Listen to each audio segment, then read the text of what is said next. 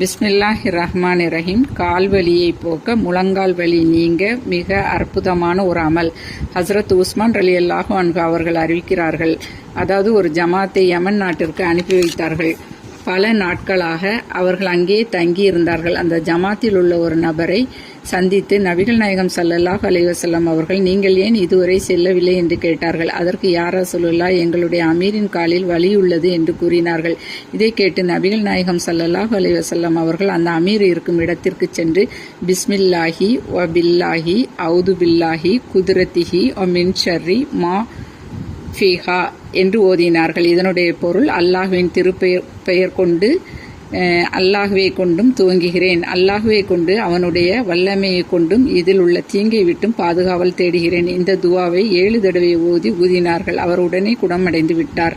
இன்ஷா அல்லாஹ். தலைப்பிடித்திருந்தால் like, share, subscribe செய்யுங்கள்.